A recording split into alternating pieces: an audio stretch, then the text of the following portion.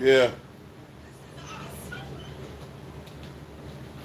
You know how I be walking down the hall and I be smacking that little string that be hanging out?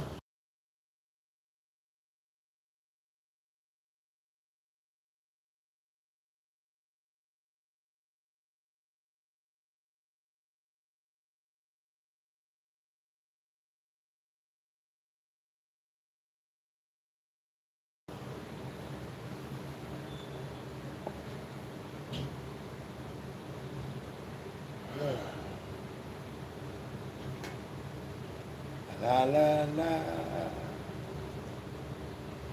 La la la.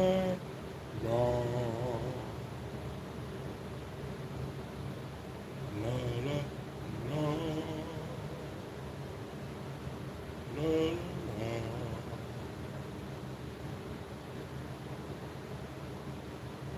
La la la la. La la la la. La la.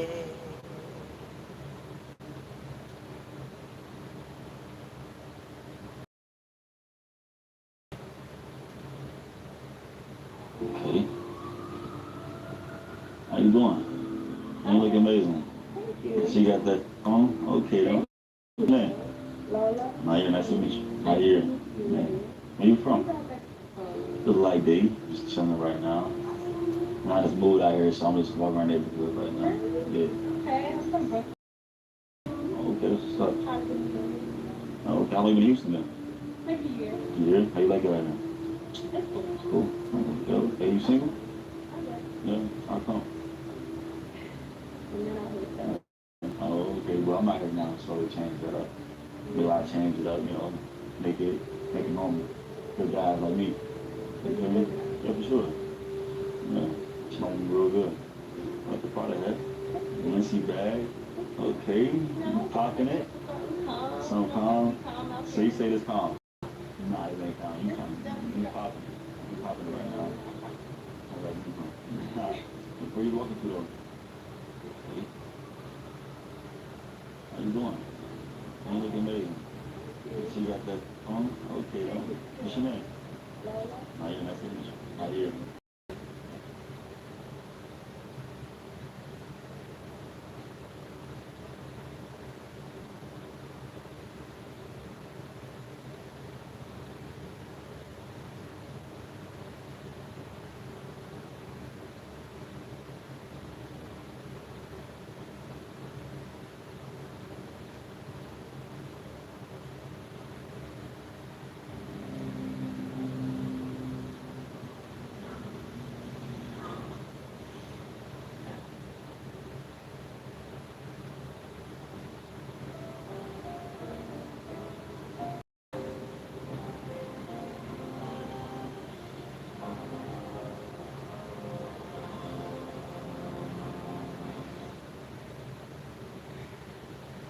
The absence of language you're going to see is therefore something that in this video now sets you the aim of this video is to not glorify that. Instead, communicate condemn those who choose to behave this way. Here are your three capital incorporated, which take strongly to this idea and concentrate with your understanding. Because you're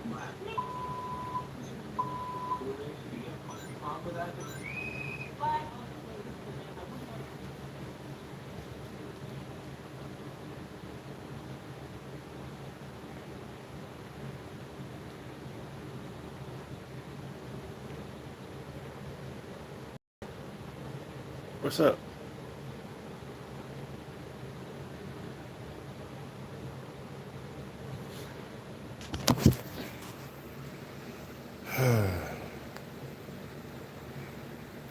Your head high. I don't see how. Since you're trying to be funny, Kumar,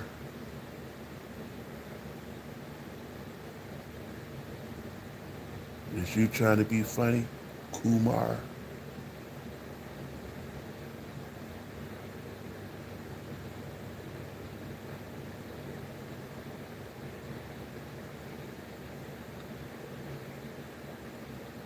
Is you trying to be funny, Kumar? Are you, Kumar? Because if you're trying to be funny, Kumar. I am not laughing. Kumar.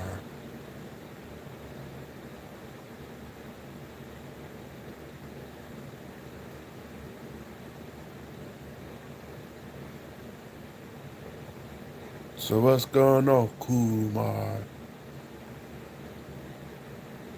What's up, DA? What's going on, DA? How you doing, fam? But what, you ain't saying nothing, Kumar? You said your head high. So you saying my head is high. So what's going on, Kumar?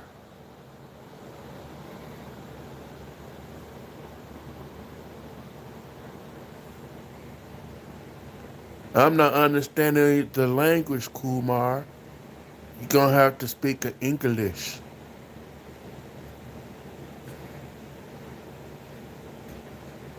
I'm not understanding. I am so open. What's good, Virat?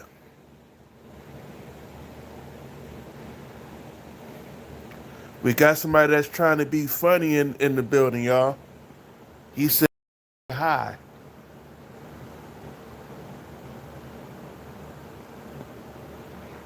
So I'm trying to figure out if he's trying to be funny.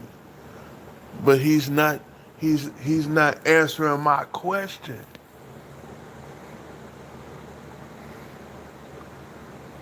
So what's going on, Kumar?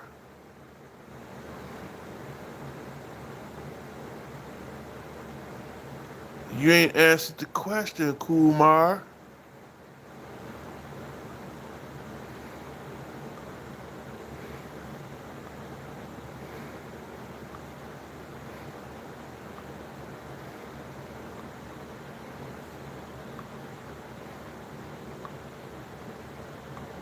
Or should I say it backwards? Ramuk. Where you at, Kumar?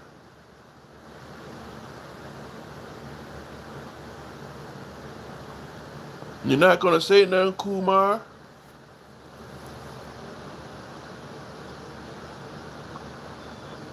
You came in talking crazy, now you're not saying nothing. What's going on, Kumar?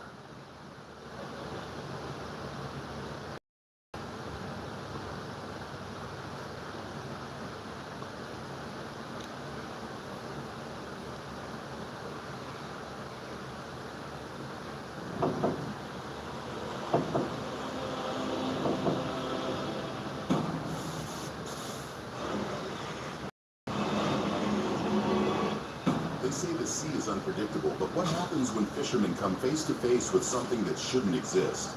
From massive sharks launching unexpected attacks to alien-like fish.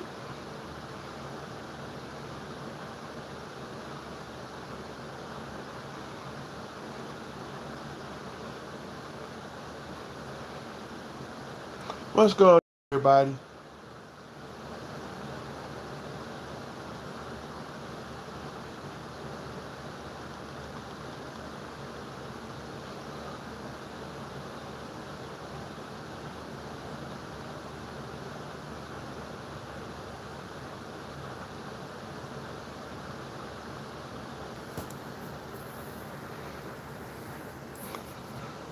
What's good, RV? Somebody on here want to talk crazy, but they don't want to. They don't want to talk after I start asking questions and talking crazy back to them.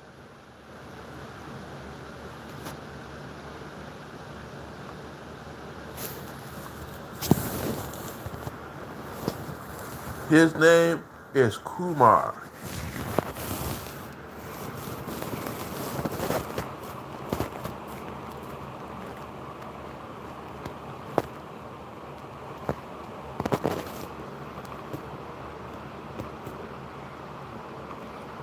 What's good? Hey, Glenn, take a look at, take a good look what Kumar is saying, and you gonna understand why I'm finna say this. He come in saying what he's saying up top, and then turn when I say, "What's going on, Kumar? Why you saying that, Kumar? Just talking." He would not. Did he say something about open? And I was like, I don't speak that type of language. Kumar. And he ain't responded since.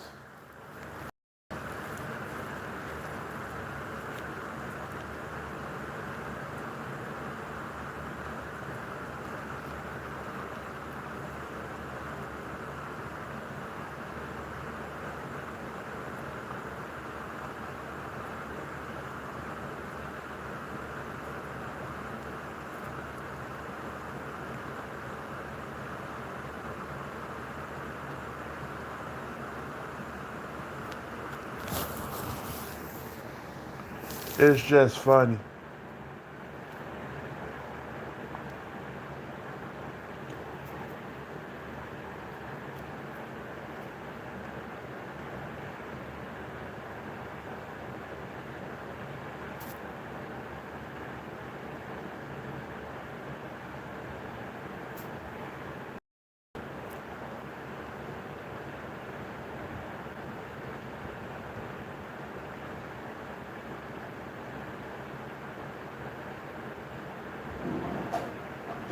You all need to see.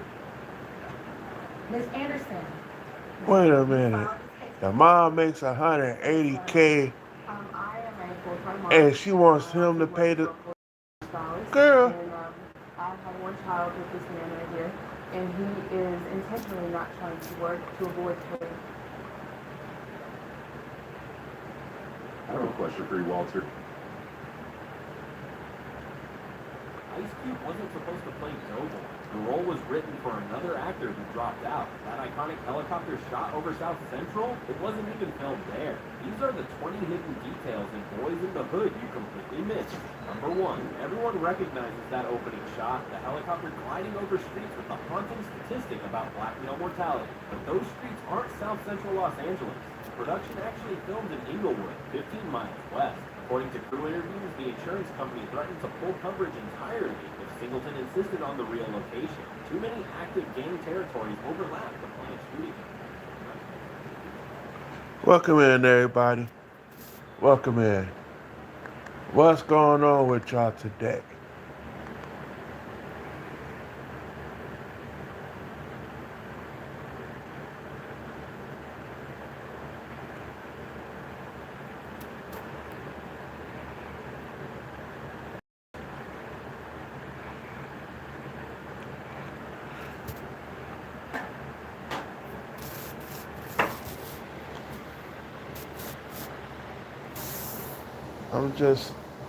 I just decided I wanted to get on for a little while, chill out, cause I'm gonna do the live later on today, so everybody can come in on their day off and be able to vibe to the music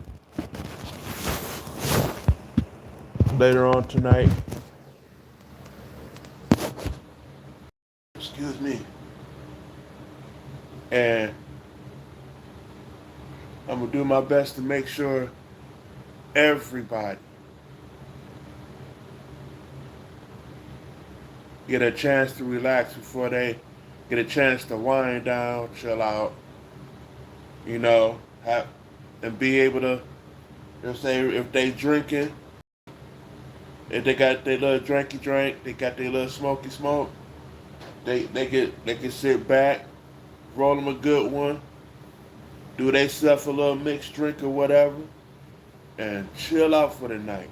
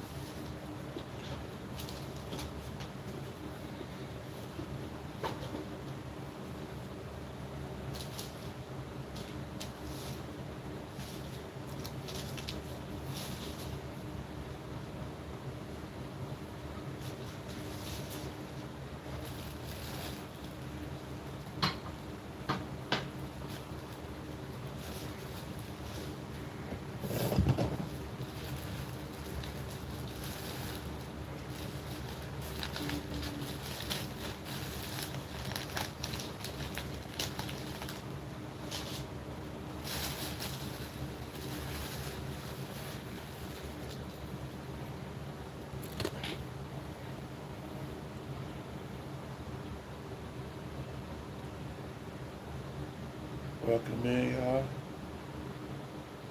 I appreciate the likes.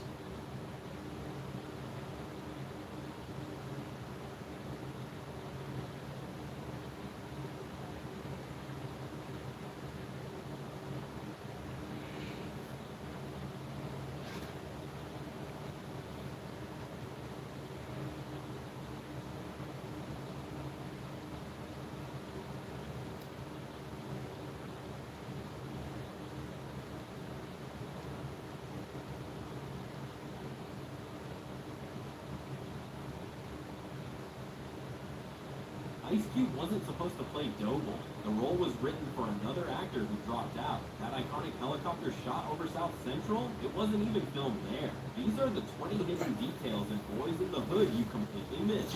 Number one, everyone recognizes that opening shot, the helicopter gliding over streets with a haunting statistic about black male mortality. But those streets aren't South Central Los Angeles. The production actually filmed in Inglewood, 15 miles west. According to crew interviews, the insurance company threatened to pull coverage entirely if Singleton insisted on the real location. Too many active gang territories overlap the planned shooting.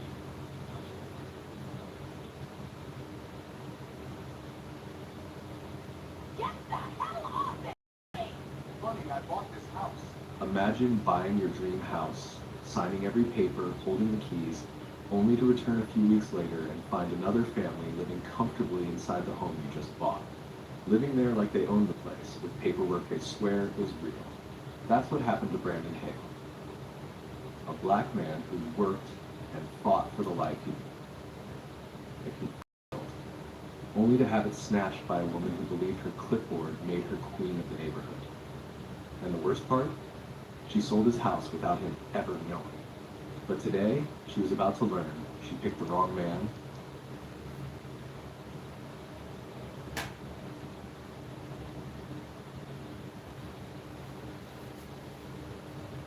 Thank you for the likes. Welcome in. Welcome in. I appreciate everybody coming in, giving the likes and sitting for a few seconds. I appreciate that.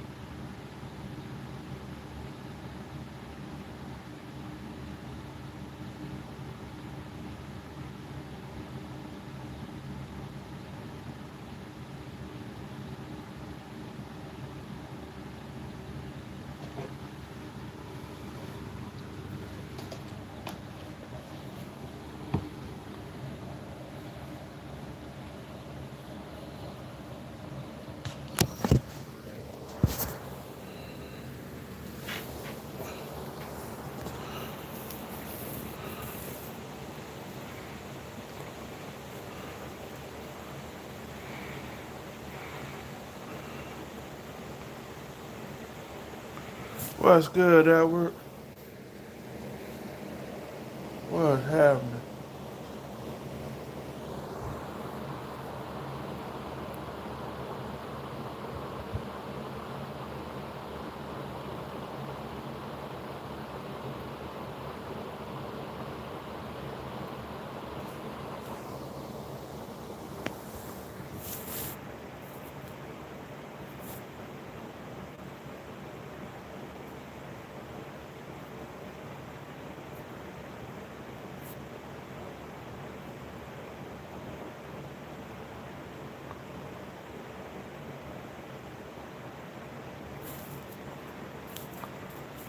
I'm just sitting here chilling out, looking at some stuff on TV.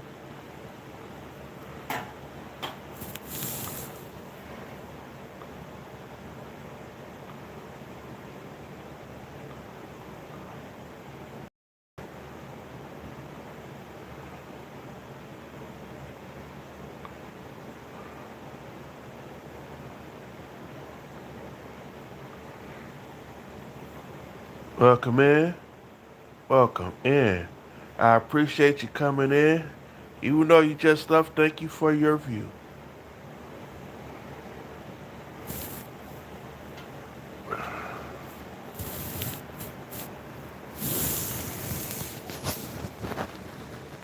Da-da-da. Da-da-da-da.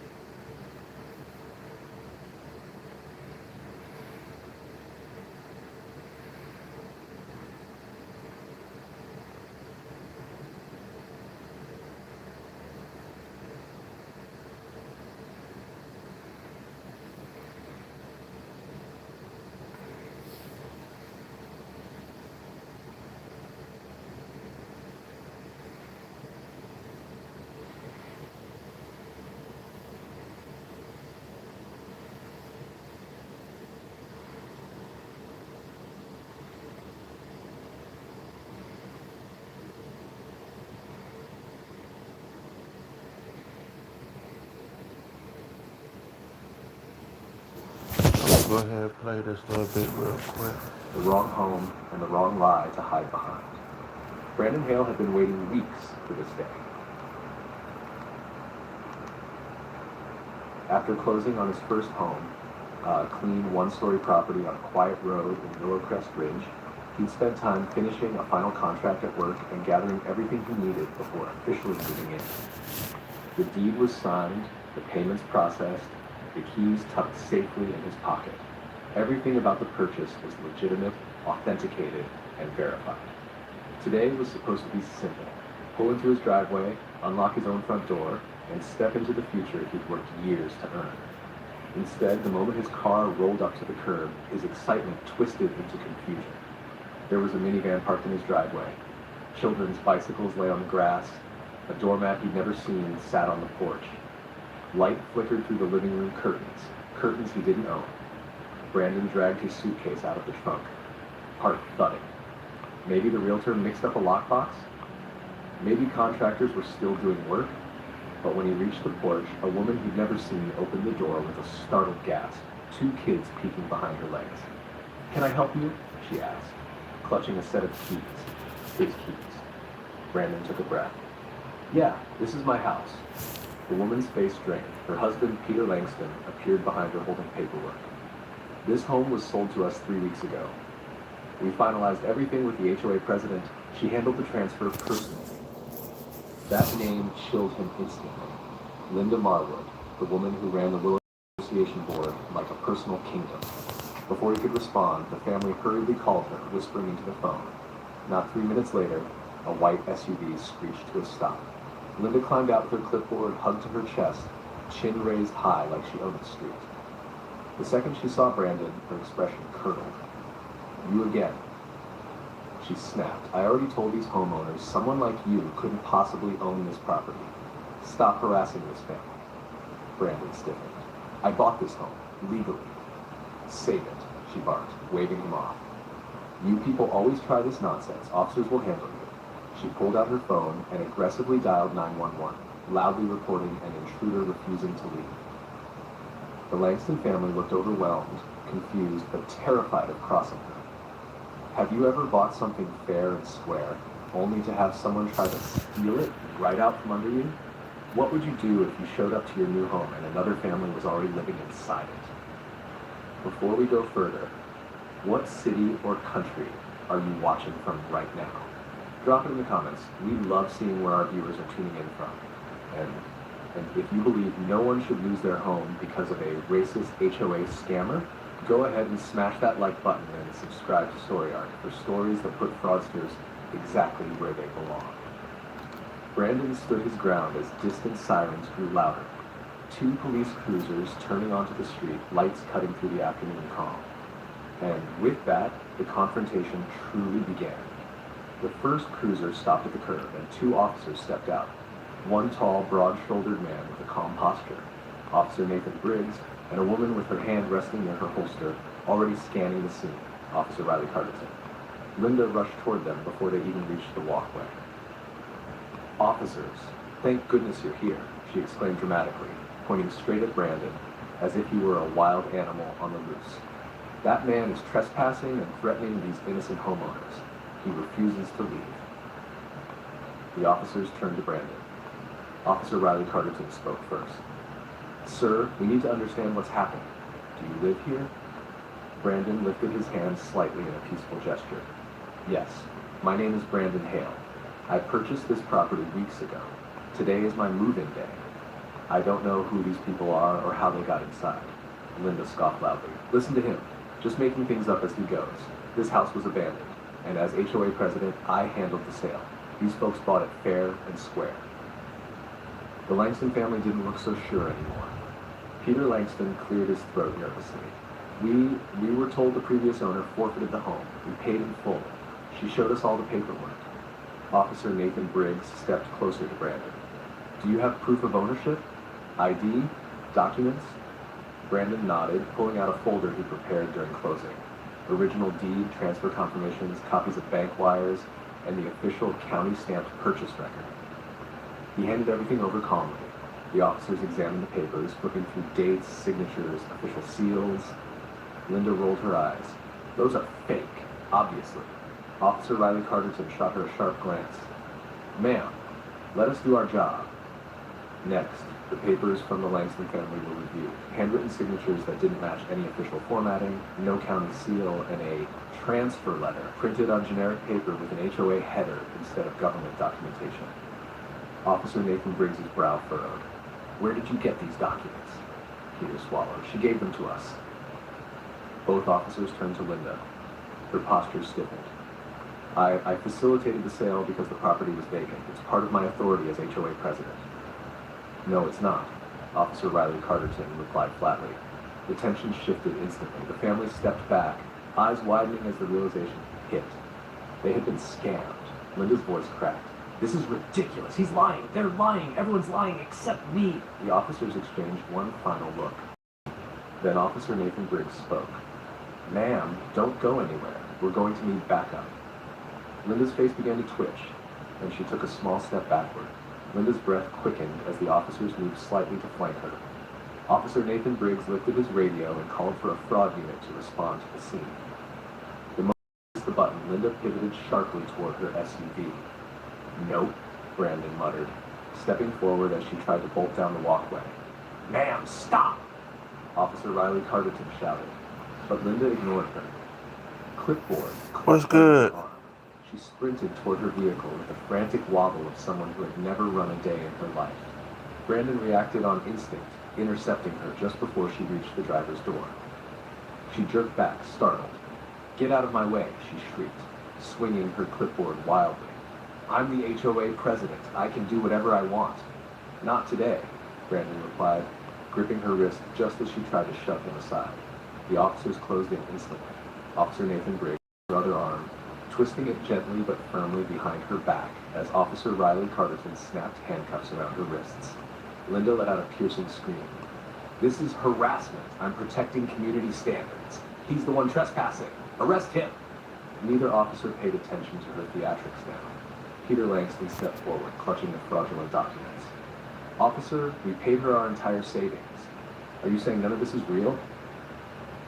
Officer Riley Carterton nodded solemnly. I'm afraid so. These are not legal transfer documents. You were misled. Marissa Langston lowered herself onto the porch step, tears streaking down her face as she hugged Ellie and Toby. We didn't know. We trusted her. Brandon exhaled, anger and sympathy mixing in his chest. None of this is your fault, he said quietly. You were targeted just like I was. Linda continued to threaten until the officers guided her firmly toward the cruiser. Her voice cracked as she screamed at the neighborhood gathering outside their homes. You all should thank me. I was keeping this place safe.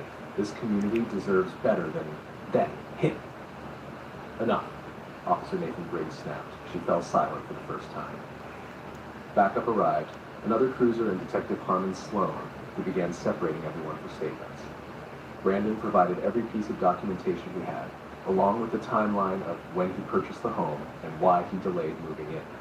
The Langston family provided receipts, messages from Linda, and access to their emails. Detective Harmon Sloan studied them carefully. This isn't just a misunderstanding, he said finally. This looks deliberate. Linda, sitting cuffed in the back of the cruiser, froze. And I have a strong feeling, he continued, that this isn't her first time. Detective Harmon Sloan wasted no time. While officers kept Linda restrained in the back of the cruiser, he requested access to the HOA office records. Two neighbors, fed up with her tyranny, quickly pointed the officers toward the small building behind the community pool where Linda kept files only she was qualified to manage. Officers returned with boxes of Linda's files, revealing forged letters, fake notices, and lists of homeowners she targeted. Detective Harmon Sloan skimmed through the evidence and confirmed she'd built an organized scam using falsified debts, violations, and abandonment claims. The Langston family looked devastated. She did this deliberately, Peter whispered. For a long time, Detective Harmon Sloan replied. Two officers stepped aside with Brandon and the family. County records matched his deed exactly. The sale was fraudulent and would be voided. Sir, Officer Nathan Briggs said, handing back his documents, this house is yours. You'll get full access once we're done. Relief washed through Brandon, along with anger for what the family had suffered. Detective Harmon Sloan assured them they weren't at fault. The state would return their money. When officers opened the cruiser door, Linda tried one last desperate plea. You can't arrest me. I run this neighborhood. No, Detective Harmon Sloan corrected, pulling out the formal arrest form. You ran a criminal enterprise. They read her charges one by one. Real estate fraud, forgery, fraudulent transfer of property, identity theft, conspiracy, theft by deception. HOA Her voice. Karen. Her voice broke. Oh, some Garrison. bullshit.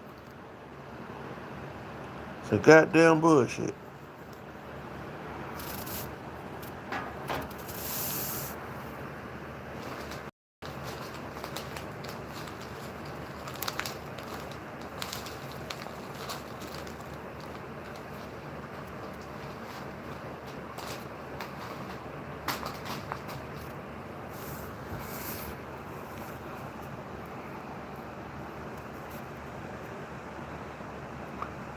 I appreciate y'all for the likes. I appreciate y'all for coming in here.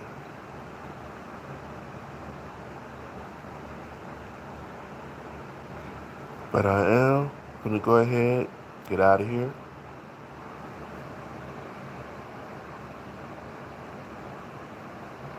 Thank you for the likes.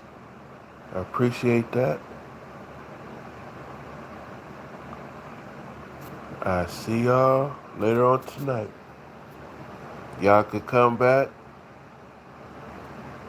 and vibe out when I play music later on tonight. And for all the trolls, if you got something to say, just scroll on.